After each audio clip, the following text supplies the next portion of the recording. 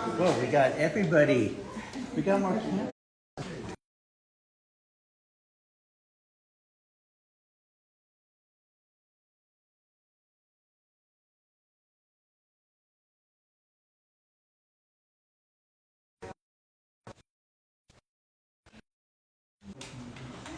The volume? Yeah. Let's see. One or two. Just turn them off. Let's see what happens. Let's see. Oh, that's better. You okay back there? Is it on? You cool? Is it rolling, Bob?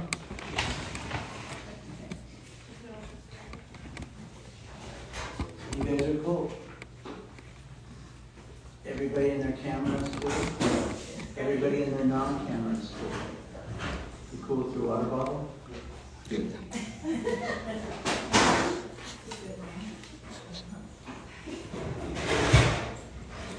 We'll wait for this come out of the closet. Need help, I'm trapped.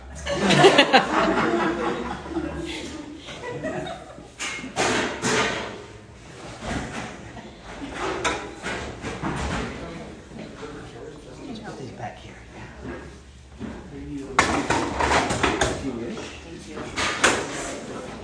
All right, that's good. Yeah, thanks. Now there's things. That's good.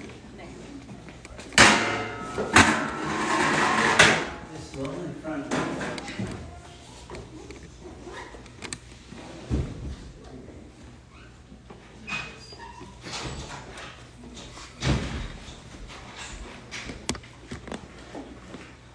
Now we're good, right? Good. Thanks for your patience.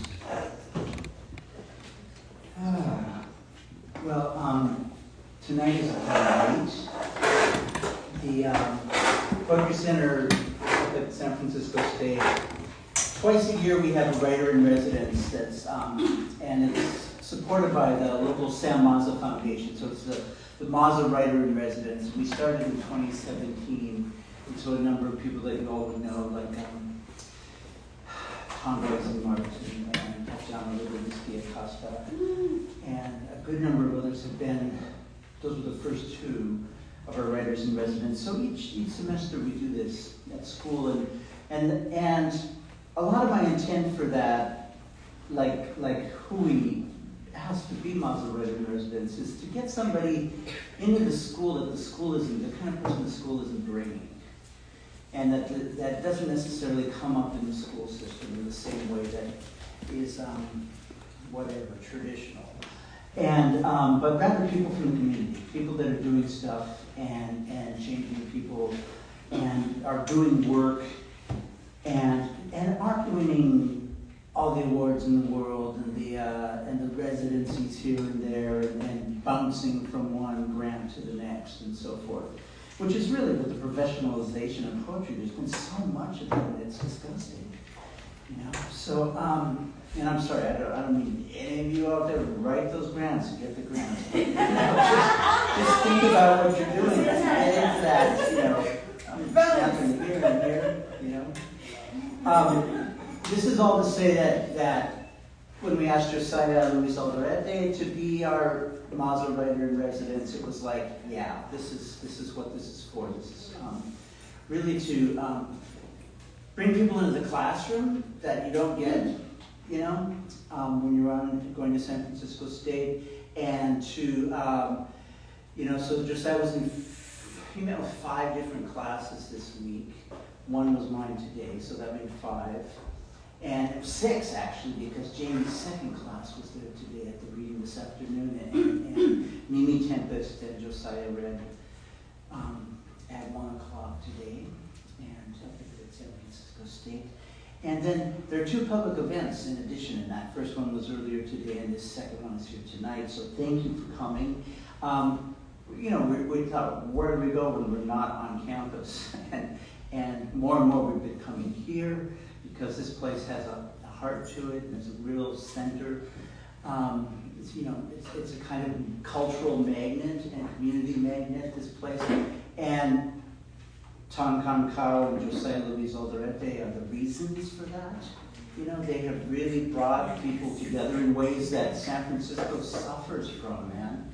You walk down the streets here and it's hard to know where you can sit down, you know, where you can just drop in and cross paths with somebody and start having a conversation, you know, find something to read, find recommendations, you know, hear some free jazz, you know, and hang out on the street corner and talk with people. So, and this has been, you know, I've just seen again and again how this place is a magnet for people, and it's really, really beautiful. So we are here at home base, Josiah's and Ton's bookstore and Galleria. And so I asked Josiah, who do you want to read with besides Mimi up at school? And I gave Medina and Sara Borjas are those two poets. So, and they're both representing for Fresno. So we'll see that. Yeah. Okay. Aidid is going to read first. Aidid Medina is I'm sorry I'm going to read this, is a poet and spoken word artist. She's a member of Reforma de Valle Central, advocating for Libros y Comunidad, and of Mothers Helping Mothers, an organization that works to alleviate crisis needs caused by political and environmental disasters. She is a University of California naturalist program. I'm a naturalist. Yeah. Certified California naturalist, and practices flora y canto as part of her poetic process, an exploration of California's natural history. Her work has appeared in Fresno State's Club Austral, Literary Magazine, Chicano Writers, and Artists Association Journal, online at La Bloga, Poets Responding, Art of the Commune, and as part of a collection of original art songs composed for the opera remix, Fresno's Grand Opera. Her book, 31 Hummingbirds, Suite of Poems, is brand new from editorial Xingao of Oakland. Let's welcome Aidid.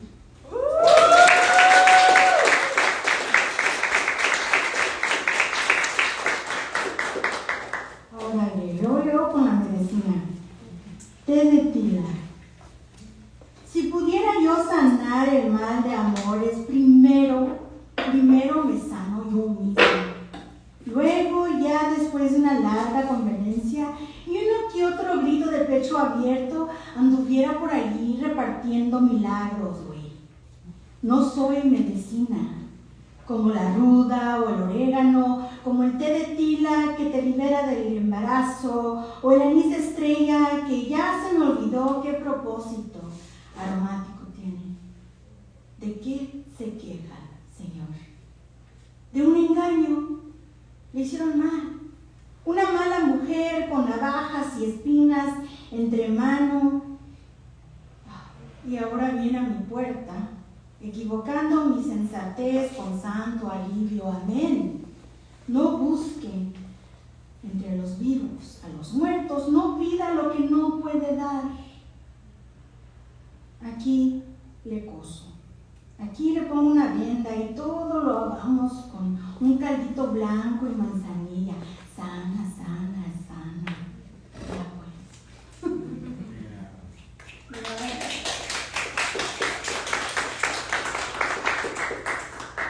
You know, often we're expected to be medicina in our relationships, in our family, in our community, just because we're women, you know. So I have to read that because estamos en Medicina for Nightmares, pero yo no soy pinche medicina, I'm a nightmare. I'm a nightmare. I write in English and Spanish, and I don't normally translate my work, so I don't decide what we're just going to come up with. Arrive in Mexico City, arrive to the ancient, to the new and changing, arrive at the hour of rebirth. Arrive and recall the quinceañera on her first visit to the homeland. Arrive and find fresh graffiti on the streets, searing the facades, those ancient facades of stone and concrete, saints all fucked up. Arrive to bold voices and sick.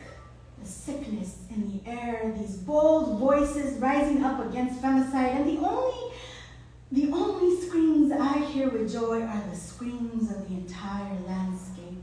It's as though the city is ripping open at the legs, at the ribs, breasts exposed to the streets, and my body and the bodies of 500 fucking years demanding justice. And out of the ground springs Oyo Shakwi. I saw her in pieces and bloody, frightening, and she no longer gives a fuck, but gives all the fucks. For us, Goyo Moon Woman sets demon creatures loose at the gates of the old cathedral. Those gates they closed on us when we asked for help. I arrive as a tourist to my own story. Bring my son to witness what has been, what will be. It is the day after International Women's Day. El grito de la mujer mexicana, the indigenous woman, the cosmic woman, la trabajadora, la que se rompe la espalda y el alma para darte de comer. And Mexico City shakes in the aftermath, hides, drawn shades, locked doors everywhere you look. And my son takes a photo of me, posing triumphantly as though I had been there, cabrona. Behind me, graffiti on the wall reads, "I'm not your fucking princess." I feel like a queen. My son says, "Of course you're not anyone's little princess, Mom. You're a poet." I joined the grito in my heart. One day late, one with my sisters, one day late. Somos locas, esas locas. That's what my aunt's friend calls the protesters. As we talk about Women's Day March over coffee and cigarettes. Just horrible what that mob of crazy women did at the center of the city. Atrocious, disgusting, vulgar. Her words, stone saints, land a heavy punch to my throat. We will not swallow stones. We will not swallow stones. We will not swallow rubble. I spit the stones out, thousands of women forcing their breath through me. Better to be crazy, loud and alive, than to be well-behaved, silent, sweet, and dead. No cree? The women of Mexico City call for justice in a scream of rocks through windows, in a cloud of fully toned, multicolored rainbow graffiti fucking litter everywhere. The landmarks to the city that has forsaken them, they have become billboards of discontent. No mames, wey, nos queremos vivas. Spray can letter to the whole world. We will no longer tolerate rape and murder. We want ourselves alive. I scream with them over coffee and cigarettes.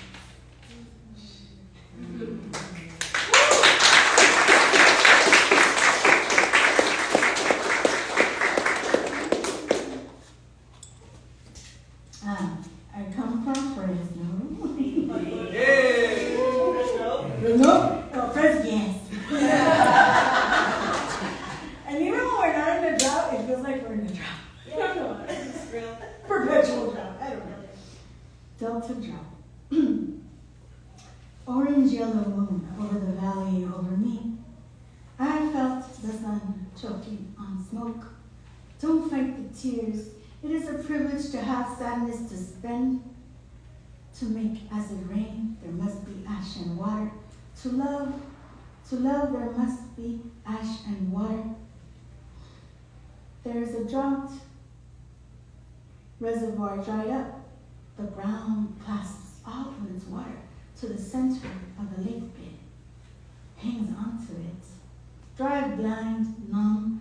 Pull the cart over on the curve of the mountain. Slide down to the reservoir bed to reach the water's edge. I'm in deep. I'm so tired this morning, aware of every single breath as it comes, as it goes. One more day soon enough for rain, for news that you are well, sipping beer with pretty strangers. Cannot breathe in the fire haze, in this grief haze, but we do. We breathe. You breathe.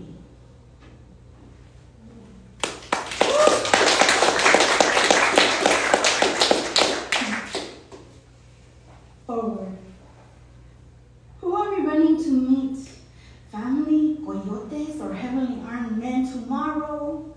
Behind barbed wire, in front of barbed wire, when people as prey, when catch and release, when gasping, smiling sportsmen, fish too small to keep, woman, tired eyes, tired body, tired mind, gasping, swims through mountains, deserts, falls into ravines, leaves child in thorny patch of cactus, life deemed too small for crevices to catch.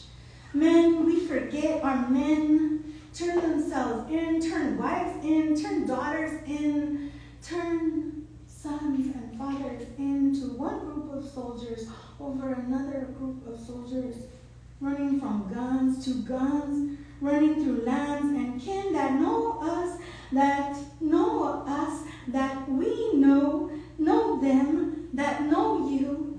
We are one body to catch and release, point weapons at shadows, running forward to be returned. Woo!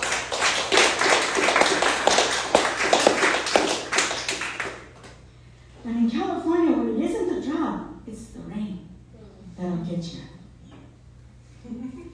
Severe weather warnings. This is where I live.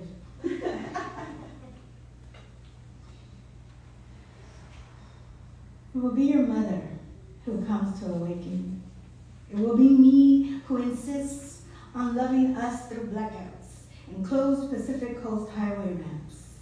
It will be you who holds my hand and counts the nights over my bare lips in the dark. It will be you whose presence is all I need as public announcements warn of hurricanes, tornadoes, extreme heat waves, impending tsunamis, and bad air quality days. There's another fire, and when West Coast roads crumble into the Pacific Ocean and rivers flood lettuce and strawberry fields, and you can't find an artichoke dry to save your life.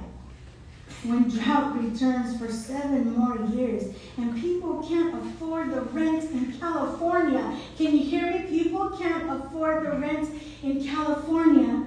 And you will always be the only need I want. And I will be there. It will be me who wants to share food with you. It will be your mother's prayers that keep you alive. It will be your ancestors who call forth your jaguar spirit to save itself. It will be with or without me, as I am not intoxicating or necessary, only in love. It will be you who finds a way, as only the lost can find a way. And it will be me who writes and writes and waits for shit to get better. And it will be your mother who will never be left or forgotten. It will be you that I will never leave behind or forget.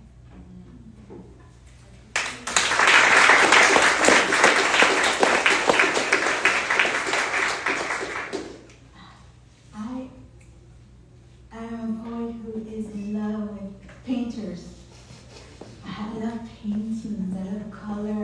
Visual art is so seductive to me. Like, I get caught, you know? Like, a lot of us get caught in bookshelves, right? I get caught in paintings. When I can't breathe, and I need to know the artist, I need to know the whole story, where this painting come from, whatever. I'm bad. So, I write a lot about art. And I have many favorite artists, but this one is called Looking at La Mujer de la Lluvia, a painting by Santiago Savi. Painting in Mexico City, poet in Fresno, California. She fell asleep in the milpa in the place of her grandfather's dream to eat membrillo and limas right off the trees, to draw water from the presa and walk the cobblestone street. She fell asleep. To climb the Cerro Grande and search for mayitos, to roast camotes over an open flame, and the sleeping woman bridge from one existence to another. Dream she fell asleep in one language and woke up speaking with another man's tongue. She ate 10 kernels of maize and her own tongue came back. Now she speaks.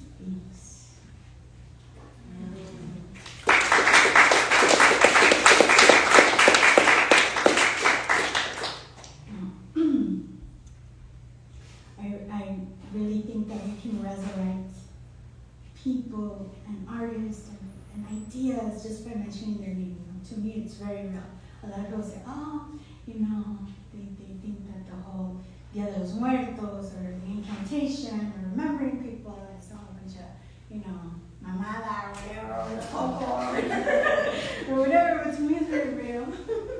To me it's very, very real. And so whenever I get a chance to write something for an artist who's no longer here, but I want to remind us that they were here, I like to do that. It's for fun.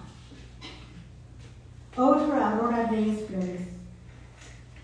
We will resurrect all of our sisters, call their names out of the wilderness, open the doors of Mictlan, city of the dead, pull sinew, spirit, and legacy through the walls of old buildings, thick with paint.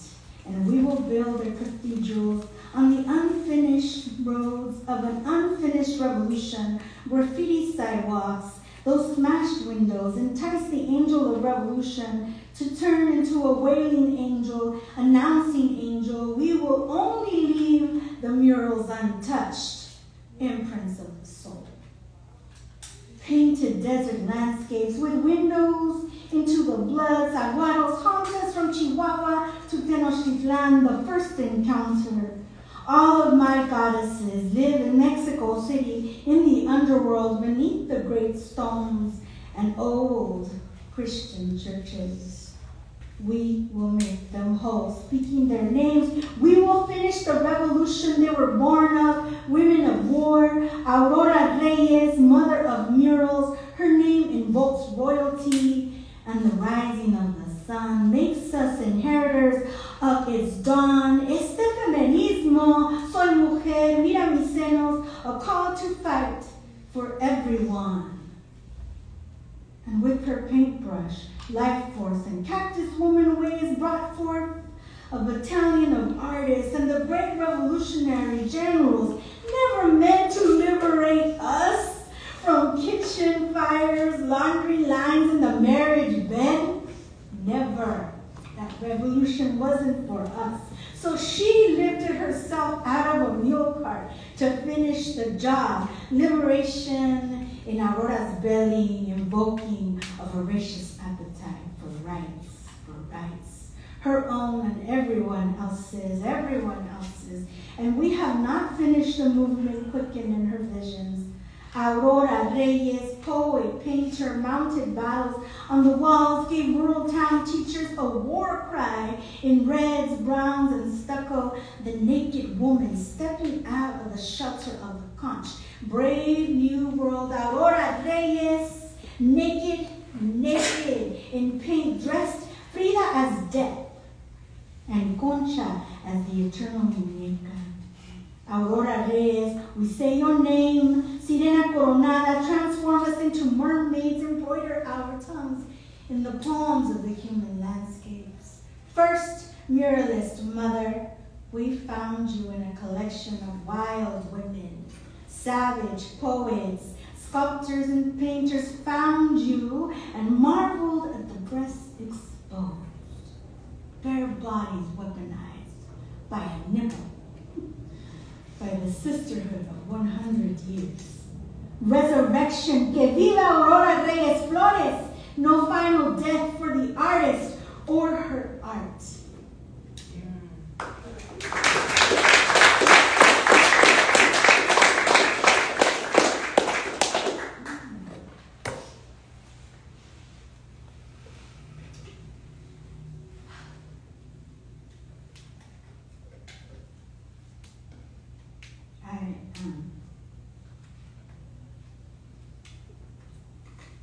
I always say, estas cosas que yo digo, they're only special to me, they're only sacred to me. I always say that. sacred to me and special to me.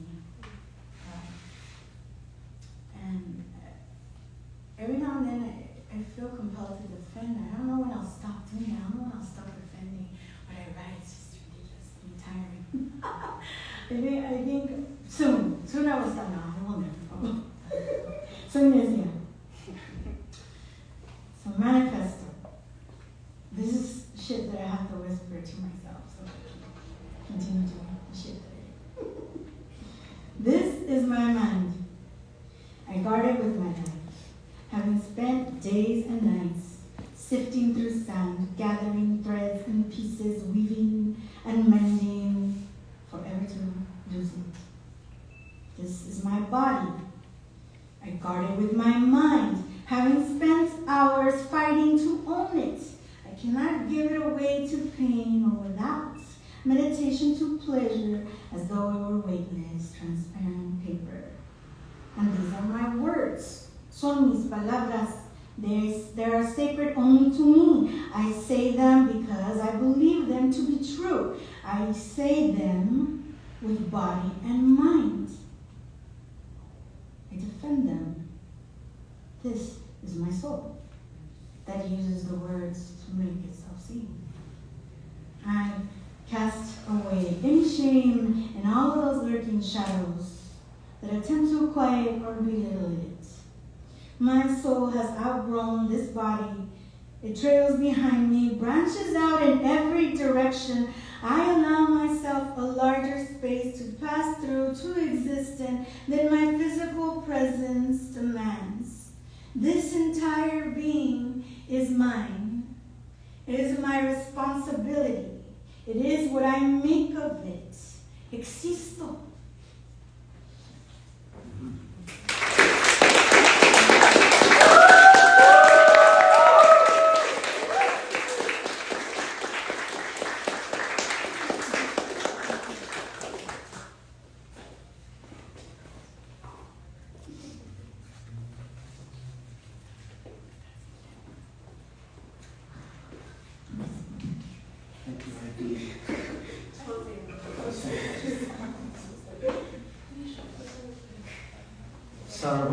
Is next. Self-identified Chicanx Pocha and a Fresno poet. Her debut collection is called Heart Like a Window, Mouth Like a Cliff, published by New England Press in 2019 and the 2020 American Book Award. I was there on Sunday when they were giving out the new ones. Congratulations. Sarah was featured as one of Poets and Writers' 2019 debut poets and is recipient of the 2018 Blue Mesa Poetry Prize. She's received fellowships from McDowell, Cantamundo, the Poetry Foundation, and others. Her poems have been published in the Los Angeles Times, in Plowshares, the Rumpus Poem a Day by the Academy of American Poets, amongst others, and several anthologies, the Breakbeat Poets, Volume 4, you've seen that Latinx, from Haymarket Books, really nice series of anthologies.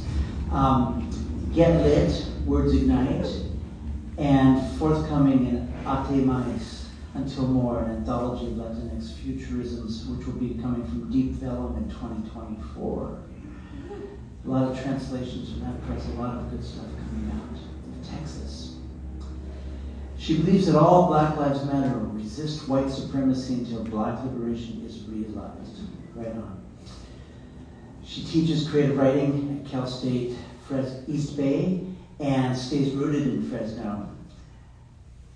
Let's welcome Sarah Borjas.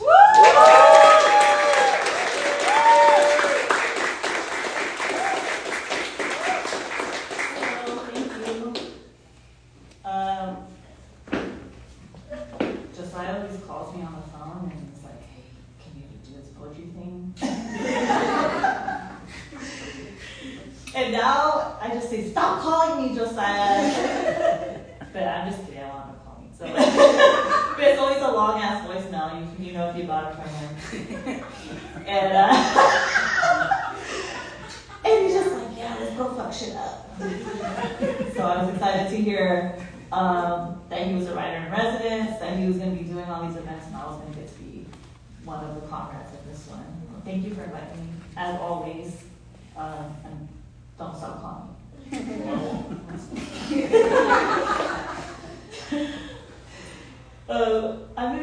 I'm gonna start with a poem that's not mine, but that I love, that is by Diana Delgado.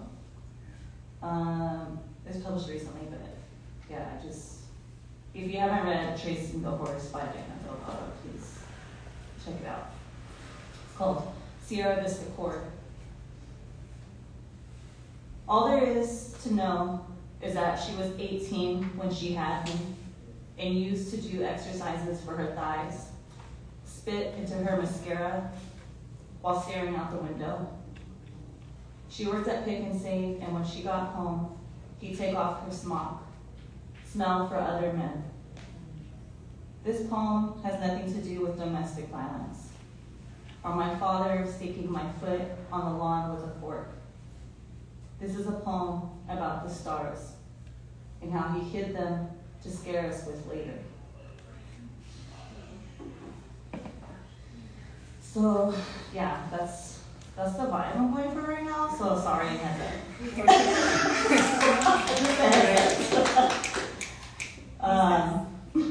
It's a nice one. Also, I just want to normalize that if between poems, it's totally cool to not clap. Something too if it doesn't feel right. You know what I mean? I just want to clap, do you? I can't tell. I'm not telling you what to do, but also hold the pause too if that's the vibe too. I don't feel. I'm good. I'm good. I'm gonna read a couple poems about my brother. My brother's in the military, and it's weird, and it's weird when I think a lot of us too, right? Our families are getting by, right? They're agents of the state in some capacity. They work for the city.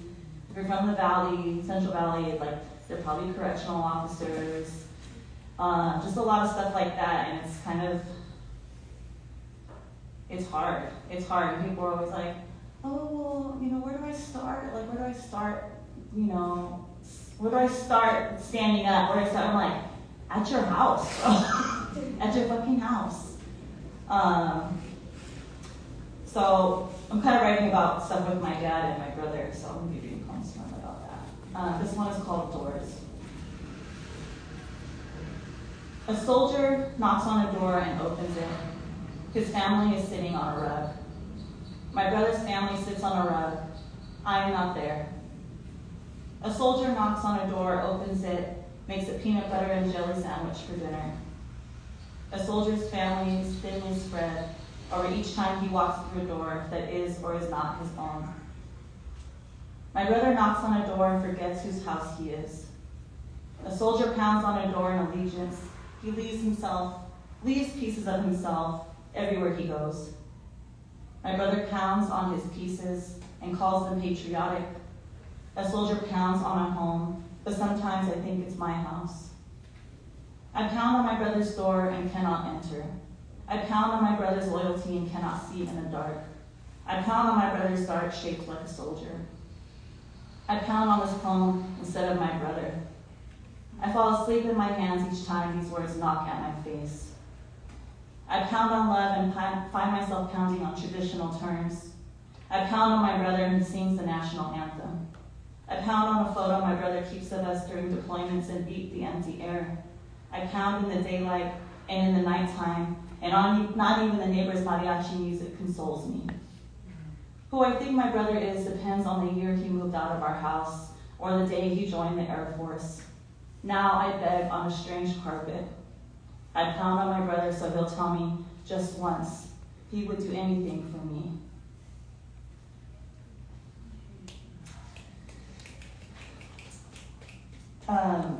My dad is obsessed with that Footprints poem. Do you guys have a parent that's just obsessed with that Footprints poem, Jesus, right? It feels I don't know on my dad's side though, but it's there's obviously the Last Supper, right? Somewhere. And then there's the Footprints poem. I'm like, oh my God, footprint. And but it kind of drives me crazy because I don't know, it just drives me crazy because I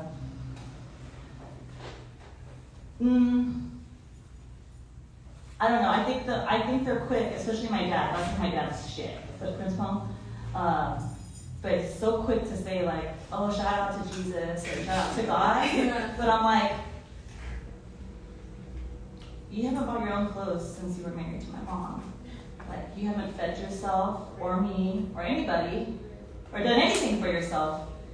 So shout out to mom. Like, shout out to your mom. Shout out to your sisters. And when my mom's dad was dying like a couple years ago, it was crazy because he has all daughters. Mom has 11 sisters, one brother. But my youngest aunt was his caretaker. This is in like South Texas. And so she was there doing everything for him. But when he was like really, really dying at the end, he would say he didn't want her to touch him. He wanted only his son, Tony, my uncle Tony. I don't know, that whole time really tripped me out, just how much caretaking, right? Everything that had come up till that moment, but then he wanted Tony. And I think about why. And it always trips me out because I think of the Footprints poem, it's like God was coming when my grandpa's legs were amputated because he had diabetes, right? So it was just like, damn, I don't know. I'm just thinking about like footprints, who's carrying who, who's pushing who into a room in their wheelchair, who's lifting you up, you know, giving you a shower. And I don't know, I'm writing a series of like footprint poems, and obviously. But this is like the first one, I think, what's going to be a long series.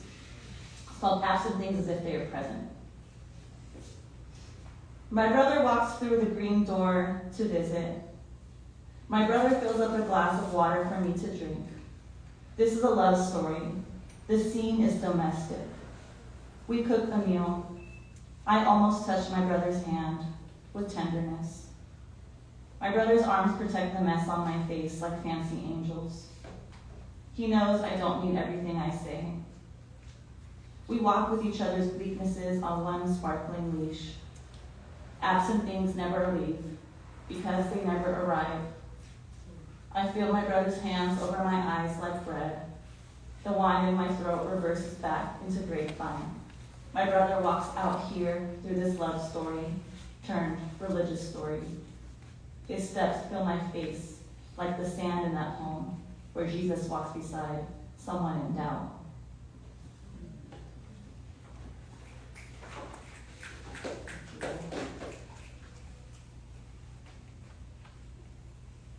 Okay, I'm just gonna read these poems now.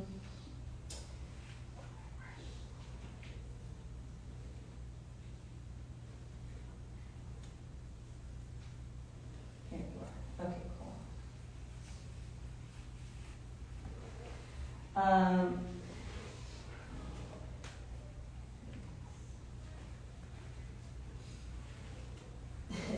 I love to talk shit, so here I go. I wrote this poem called I'm So White after being at an artist residency.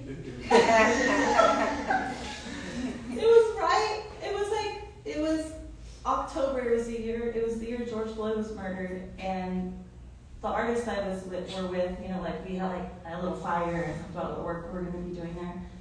And they were like, oh, I'm so glad I'm here to focus on like what's important, and I'm so like, you know, I'm so glad to not be distracted by what's going on. And I was like, I almost got kicked out because I was gonna beat her ass, like just out of like visceral response to that selfishness, like inhumanity.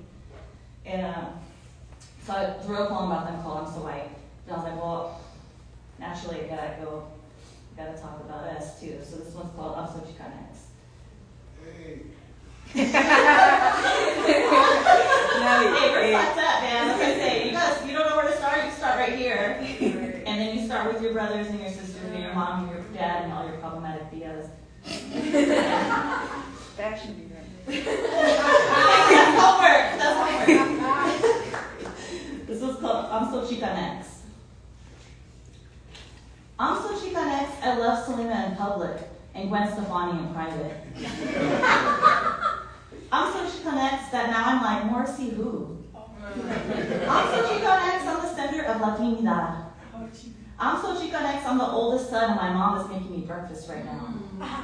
I'm so Chicanx, I drip my Chicanx pride in every room I'm invited to. I wave a flag, take a shot of tequila, do a grito, wear my gold, bring my grandma up while I stare at someone's tits and glorify my tios and my grandpa. I'm so Chicanx, I say Salvadorian.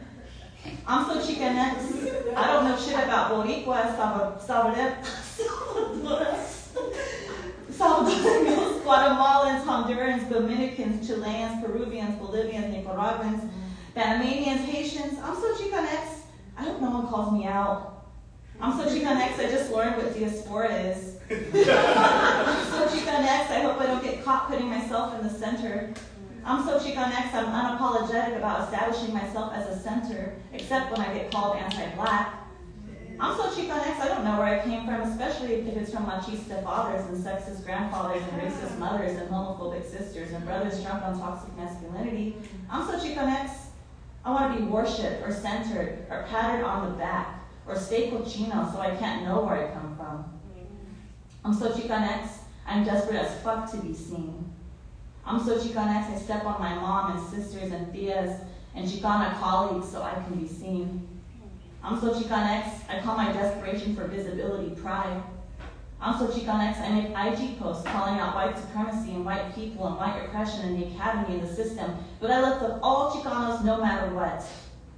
I'm so Chicanx, I'd rather be machista than white. I'm so Chicanx, I think I have to pick. I'm so Chicanx, I dry clean my ego before I wear it to liberatory spaces. I'm so Chicanx, I earned it. I'm so Chicanx, I bow down to the Chicanx canon. I'm so Chicanx, I'd love to be on your all-male lineup for Latinx Heritage Month. I'm so Chicanx, I'd love to dress up my machista in activism. I'm so Chicanx, I'll spread my knees and make the woman next to me shrink at this reading. I'm so Chicanx, I'll spread my knees and make the woman next to me shrink at Ethnic Studies 101 and Chicano Studies 203 and the Latinx Literature Seminar. And on this AWP panel, I'm honored. Wow, thank you for inviting me. I'm so Chicanx, these women need to loosen up. I'm so Chicanx, I wish one of these women who needs to loosen up would get me a beer. I'm so Chicanx, if I keep my head down, I can be proud of myself.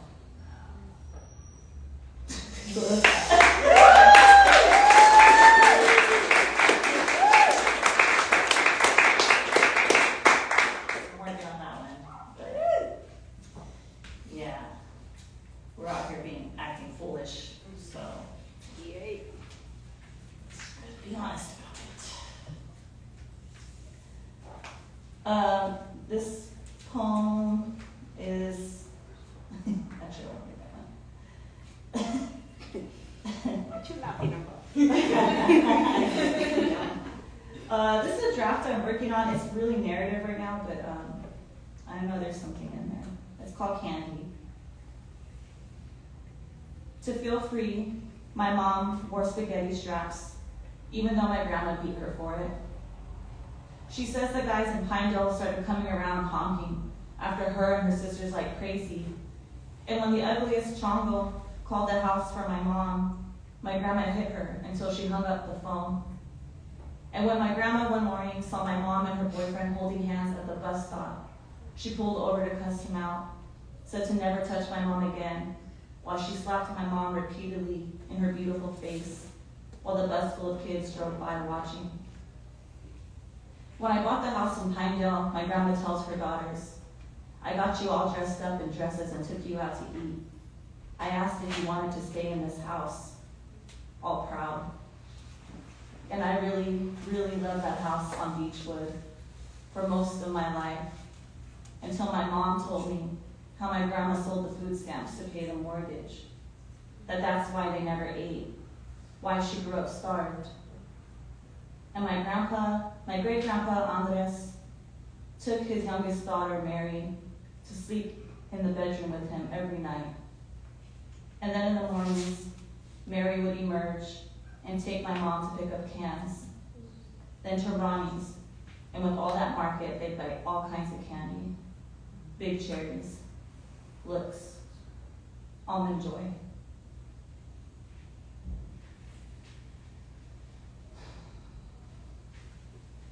It's another brother poem.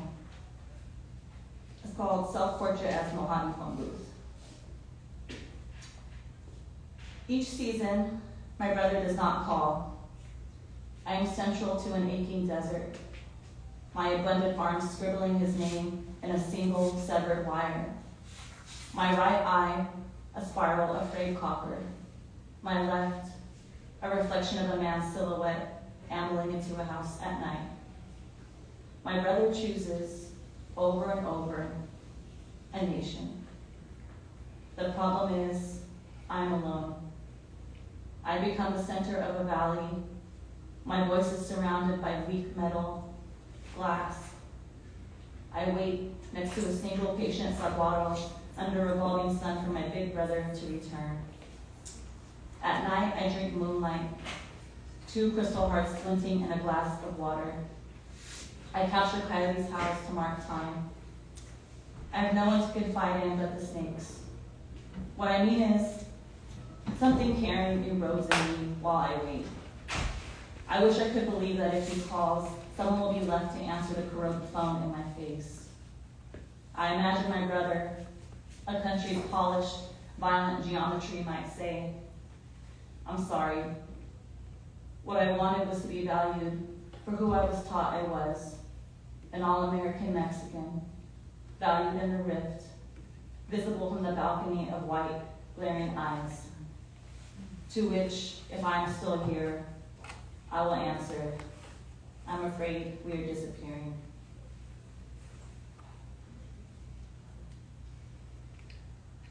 Yeah, so it's like a trip with him, and I think just a lot of my family, because they just like want so bad to be white. And they just do so many fucked up things, but they're so, I don't know, it's just hard. It's like living in insanity. You know? And I'm like, this is wild. Also, like, you're never gonna be white. You're never, and I remember my brother came back from, I think, Afghanistan. Like, he joined, like, right when, you know, we were out there acting like fools. So every time he came back hella different. And, I remember one time he came back and I was talking to him on the phone, and he was all pissed off because he was at the grocery store, and he said some dude was being hella racist to him. And he was like almost gonna cry. He was like, he knew all the shit I did, if he knew the shit I did, you know, I can't believe like I come back here like this at the grocery store. You know, I'm like, duh, you know, like duh, but also like, you know, that's my brother and I want to take care of him, but it's so complicated. It's so complicated how indoctrinated, you know, family can get. I'm like, how do I love you still? Or how do I, not how do I love you, how do I accept you? You know? This one is called Post-Surgery, My Mother Changes. My mother promises to change again. I know we have parents who are like, I'm not gonna stop doing that, I'm not gonna do it, so you don't have to worry about me. And I'm like, sure. And then, here they go. Post-surgery, my mother promises to change again. Tonight she asked for enchiladas, and my sister suggests pizza.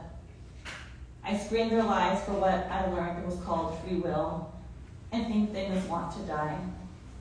When I'm scared, I think weak, before I interpret women's lives back to them. I have never even dreamed us indulging beyond limits. Last week when I explained addiction to my grandma who sold her food stamps to the neighbor while my mother and her siblings starved, she screamed, I'm the one with the pain, me. I stopped myself from blaming her, and it reminded her how she lost her house at Table Mountain Casino. I don't know who I'm supposed to protect. What's more true, I love women who risk addiction for the chance to be fulfilled one time, and I am one of them. What's the point when you yourself become a not so righteous, so dark with fear, that nothing, not even a daughter's dreams or a mother's love, can release you. I make salmon and Brussels sprouts for dinner. My mom, disgusted, takes a few bites, leaves a full plate on the counter. I don't want this responsibility, but centuries of women have sacrificed your spirit to be able to put me in it. Say, I have suffered quietly because I love you. My mother has never pretended to be important, not even to herself. I don't have a daughter and probably never will. I have this mind, the words I use to pry open the blue in the window. I can't tell if I'm saving myself or just escaping down the secret rope, collapsing inward. I'm gonna read one more. I feel like I have to read I'm So White. I'm gonna do it. Oh man, and I don't know, I'm sure like obviously like white supremacy is like so insidious, but like for me, I don't know, I think I don't think I knew I was Mexican until like I was like in 3rd grade, like really knew, right? And then I was like, fuck, man. And I hella didn't want to be Mexican, so I like tried everything I could, right? But also that's how my parents like kind of raised me, because they're like, we don't want you to go through that shit, you know? So like we didn't speak Spanish, we didn't do anything like that. And then, yeah, and then I think it wasn't until I took a fucking Chicano studies class in junior college where I was like, woke up and I was like, oh my God, the shame is so deep. The shame is so deep. And I woke up like this, you know, I never planned it. I was a child, you know? So I've always like, and I always get called a pocha, right? Like super whitewashed Mexican, and I know that's supposed to be shameful, or like, you know, something Mexicans call Mexican Americans, but I'm like, it's not my fault, so I'm not really tripping over here. And yes, you're right, yeah. You're right, don't be mad at me. Yeah. I didn't choose this. So I remember just being, when I was younger, like just being so like, oh, I don't want to eat tacos again. You know, all the food we eat at the house, I'm like, oh, you know, such a brat about it. And now I'm like, oh my God, I was so fucking rich. Didn't even know. So, I'm so white. I got straight A's. Chose French class over Spanish. When I finally took Spanish, I got all the homework wrong because my mom said the teacher's Spanish was all messed up. True, I was like, this is not Spanish. She was like, just all slang. All I know is all slang. I was so white, I hated tacos. I was so white, I hated beans. I was so white, I thought I was dirty. I was so white, I stopped playing softball so I wouldn't get dark in the summer. I was so white, I called my friend Carlos Midnight because he was dark as fuck. I'm so white, I don't think it's a big deal. I'm so white, I conflate being Latinx with being black. I'm so white, I never give props to black people for the oldies that make me feel like myself. I was so white, I was afraid of the dark. I'm so white, I'm still afraid of the dark. I'm so white, I'm afraid of people, like any people. I'm so white, I'm afraid of even poor white people. I'm so white, I'm staring at a lake writing a poem right now. I'm so white, I'm wearing a cardigan with pearls on it. I'm so white, I only ever dated white boys in my teens. I'm so white, I never thought about why, and I only ever dated white boys in my teens. I'm so white, I was thankful for my white boyfriends who cried for black people and migrants in cages. I'm so white, I like to read poems about black people and migrants in cages. I'm so white, I'm super angry right now. I'm so white, I'm angry at white people. I'm so white, I'm not even exhausted yet. I'm so white, you should listen to this one podcast. I'm so white, my syllabus is the same every year, but I will never get fired. I'll get tenure. I'm so white, I'll say racist shit about white women not winning the Pulitzer or being eclipsed by poets of color and cry in my beautiful home and use my book contracts to wipe my tears. I'm so white, I'm really uncomfortable right now. I'm so white, I think my discomfort might be suffering. I'm so white, actually I am suffering. I'm so white, I'm an individual. I am so white, I want to know how I can help, but know that I'm asking as an individual. I'm so white, we gotta do better, I say. I'm so white, I'm having an identity crisis right now. I'm so white, I don't know where I came from, but I could look it up. I'm so white, when people tell me to go back, I say to where? I'm from America. I'm so white, like now more than ever. I'm so white, I say people voted for Trump based on economic issues. I'm so white, I defend white people I never met, or will never meet, and will never know. I'm so white, I stand up for poor white people over Black, Latinx, API, or Indigenous, or any other people who are also poor, but maybe who are not people. I'm so white, I'm crying in this meeting. I'm so white, I'm crying in this meeting. I'm so white, I'm crying in this meeting next to this beautiful lake. I'm so white, only my friends of color can console me. I'm so white, I look to nature so I'm not distracted by what's going on. I'm so white. Did you know my daughter's in college and very political? I'm so white, I'm relieved I can be at this artist residency so I can take up the work at hand. I'm so white, I see trees and think about dignity, and I think I deserve to think about trees. Thank you all.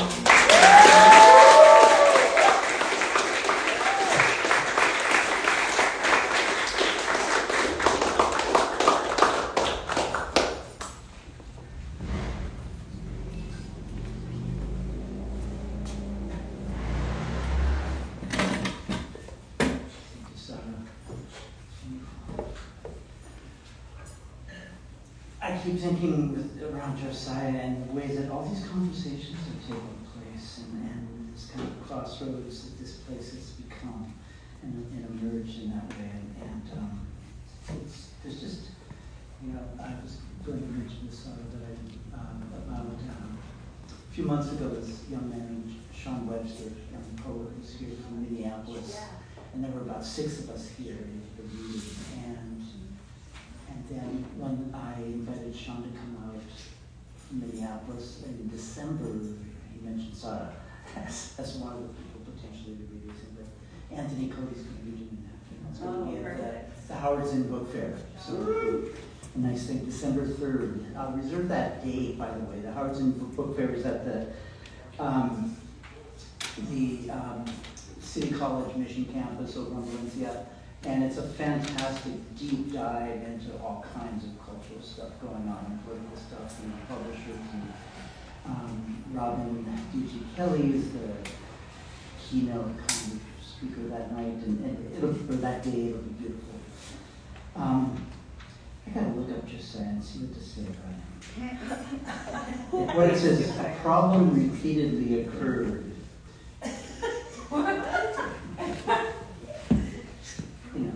It's like these messages that come from out there.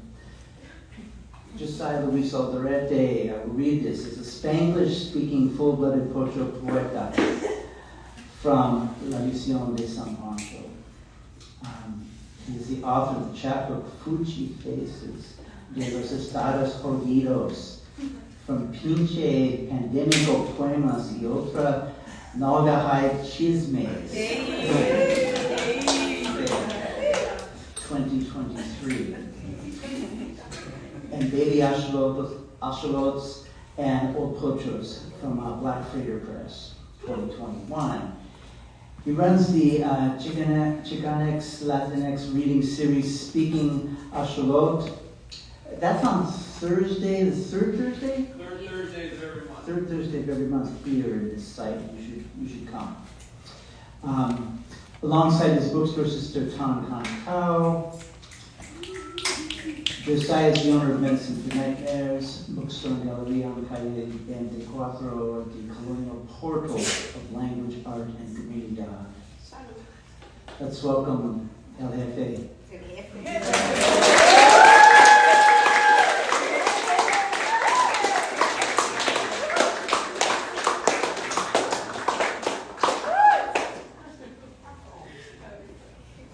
So many cameras. That's not what it is. About the bullhorn. In case the Pinche Ghost Dog starts. Did we heard the Ghost Dog yet tonight? Yeah. We did? We heard it? Oh, it did? Okay, well, just in case. Pinche Ghost Dog.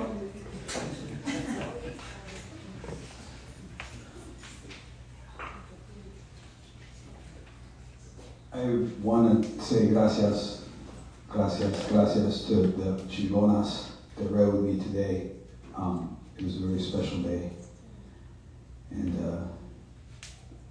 I highly advise everyone out there that constantly surround themselves with chingona energía. And these poets, it was amazing. So, at long last, the pendejo explains himself. Me being the pendejo. All my spiritual aspirations have been cock-blocked over the years by 80s MTV pop references. Te lo juro, familia. Te lo juro. I was planning on reading all of the Mexica holy codices, but I ended up just watching a Netflix documentary about them instead. The documentary was narrated by Tenoch Huerta, but the subtitles made him sound like Morgan Freeman, and by linguistically speaking, that was very confusing for me, so I ended up falling asleep. Not even halfway through the pinche documentary, man. I started having dreams of episodes of Seinfeld in Spanish. Woke up in the middle of the night, panza rumbling, went into the cocina, pulled out the peach pie that was in the fridge and started eating it in Nahuatl, which is strange because the only time I eat anything in Nahuatl is when I'm chewing it on it in my dreams. And this isn't a dream. I know that because I have not seen anything that you might call sagrado here in the waking world for a while. I'm just being honest, you know.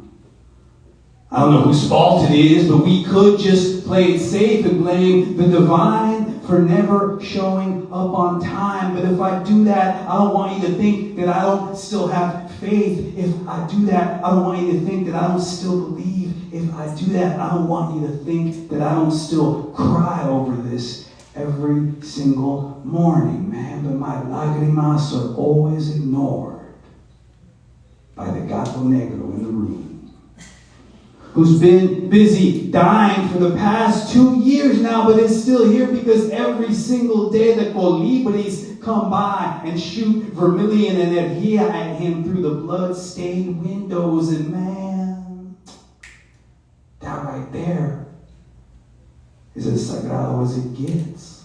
That right there is holy as hell. So what the hell am I complaining about, man? What am I really asking for? I think what I'm really asking for is to remember most of what I forgot before I was here. Some of you know what I'm talking about. The Saturday morning cartoons of our cosmology. The whispering 3 a.m. pláticas at your abuelita's kitchen table between the bigotes and the elotes. The homemade cuentos told by blue tattoos on the arms of tios that you'll never meet. And are remembering these things going to help me recognize the figuras and apparitions I see appear in the condensation on the liquor store refrigerator doors? Are remembering these things going to explain to me why there's a fortune cookie in my pupusa with no fortune in it? Pues quien sabe. But I would sleep better at night if I knew that the energías that held mis manos y mis huesos before I was here could see the candelas I light for them and can taste the tortillas y cafecito I leave on the ofrenda for them. But that's just me.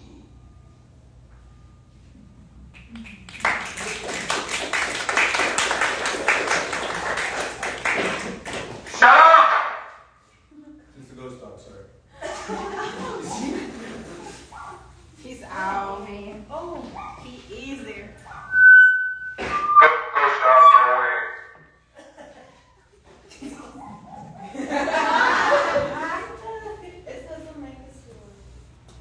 scaring him? He's a ghost dog, though. Are you saying I shouldn't write that?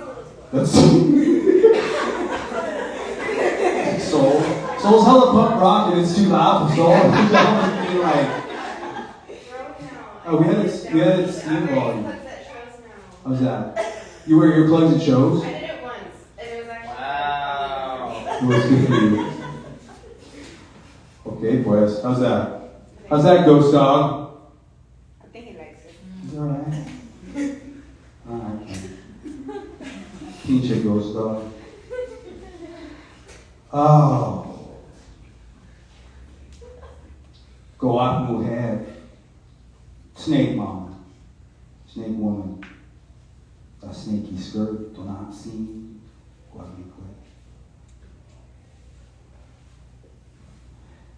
If we were sitting across from each other in some hidden roadside temple or desert cantina, right after the scratched jukebox canción ended and the holy candelas were lit, right after that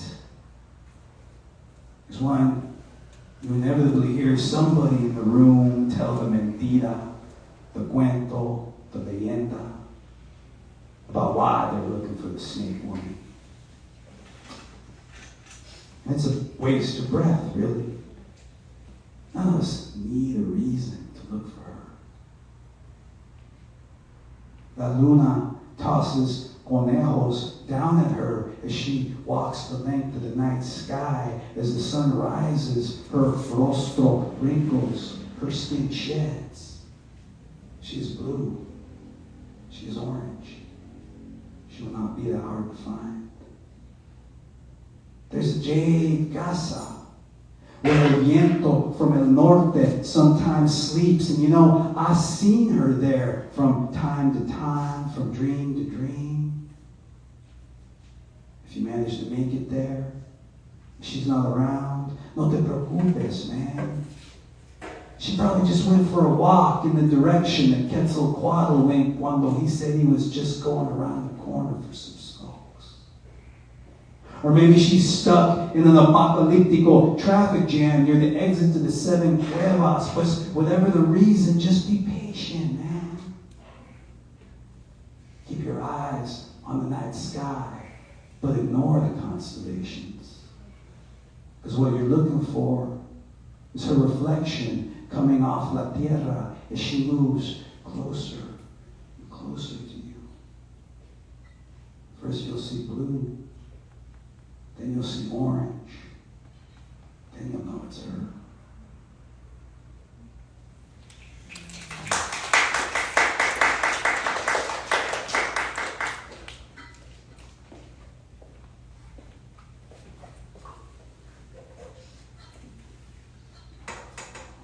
Last night,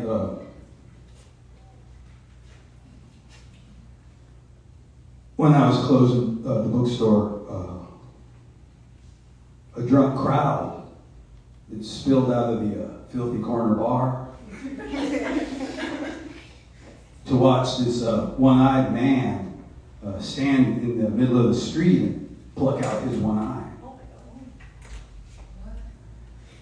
Afterwards, one of the drunk onlookers took the eyeball and wrapped it in a cocktail napkin. And apparently, he then took the eyeball to the once one-eyed, now no-eyed man's ex, along with a note that the once one-eyed man wrote on the bar right before he did the deed. The note that he wrote said, "Pendeja! Now I really can't see you." This is not a love poem. I have not caressed an esqueleto or fallen into obsidian ojos for a real long time now. That's not me complaining, that's just the way it is. But still, this morning the mango was the same color as your skin and tasted just like you used to. I gave you that cuervo's wing for no other reason than to get it out of the bookstore before the big teeth hormigas ate it, so don't trip. Because this world already exploded and left us behind, waiting for a prophecy to pay its bar tab, waiting on an esquina on Calle 24 for a ride that may or may not ever arrive.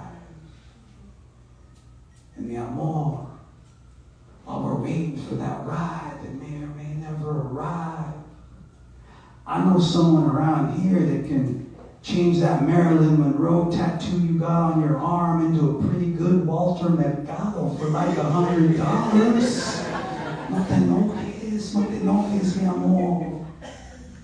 All of this already happened.